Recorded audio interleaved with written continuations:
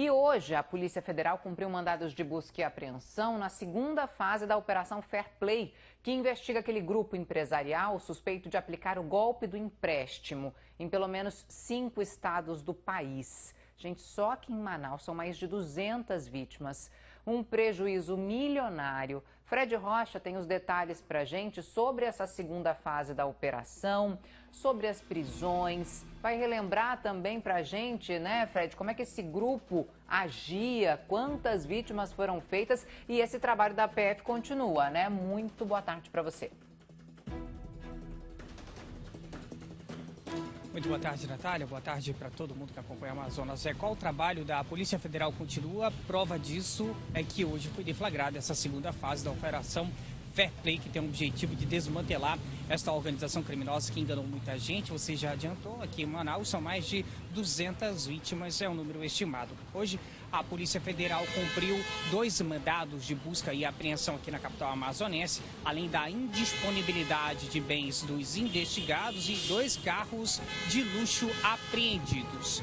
Com todos os carros apreendidos da primeira fase para cá, são 5 veículos que dão ali mais de 3 milhões de reais juntos, porque todos eram carros caríssimos, de luxo.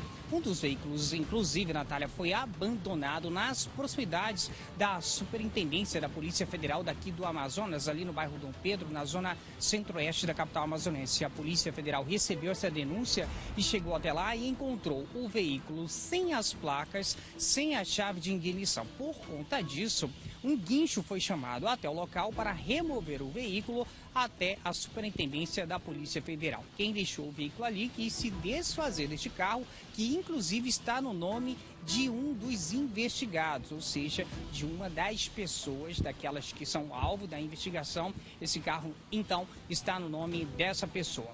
Importante, gente, lembrar que quando a operação foi deflagrada ainda em sua primeira fase, foram 7 mandados de prisão temporária, 6 que foram cumpridos ali rapidamente, mas ainda existe um que precisa ser cumprido, que a Polícia Federal ainda não conseguiu.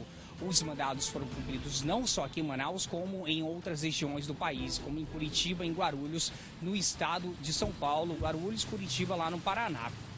A Polícia Federal descobriu que, em um esquema criminoso de pirâmide financeira, os criminosos enganavam essas pessoas, fazendo com que elas fizessem empréstimos pessoal, empréstimos consignados, entregassem esse valor na mão desses criminosos que se diziam ali fazer parte de uma empresa que faria um investimento. A partir, então, dos dividendos deste investimento, aquela pessoa que estava fazendo esse aporte teria um retorno de 10% todo mês. Além disso, aquele financiamento mensal da dívida do consignado e do empréstimo pessoal, esse financiamento mensal seria quitado mês a mês por esse grupo criminoso.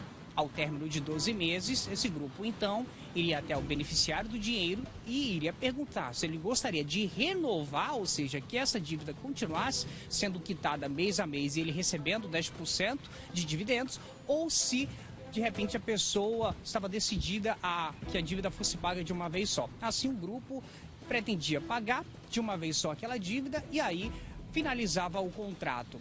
Era uma espécie de fazer com que a pessoa se convencesse do seguinte, que mais vale um dinheiro emprestado na mão de alguém rendendo alguma coisa do que um crédito simples ali no banco sem render nada a ela, já que o dinheiro não está sendo investido. Só que era algo muito perigoso. De fato, a Polícia Federal descobriu, inclusive, que esse dinheiro nem era investido no mercado financeiro para, de repente, ter esse retorno de 10% ao mês para aquela pessoa.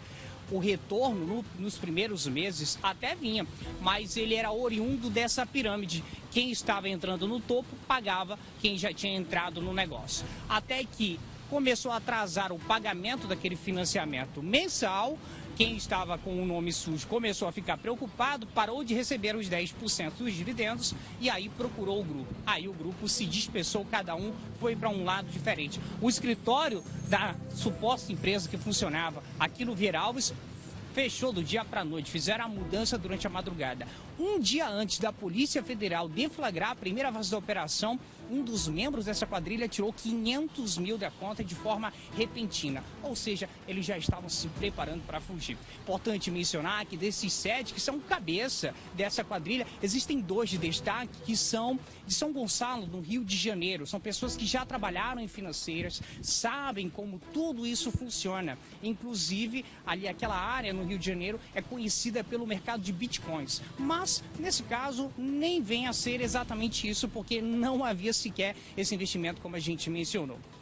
A investigação continua, até porque pessoas foram lesadas não só aqui em Manaus, como em outras capitais da região norte. E a gente vai trazendo a atualização conforme os desdobramentos dessa operação por parte da Polícia Federal. Natália. Sem dúvida nenhuma, Fred, porque com mais mandados de busca e apreensão hoje, novos nomes podem surgir, novas prisões podem acontecer. Então a gente segue de olho na cola da Polícia Federal. Obrigada, Fred.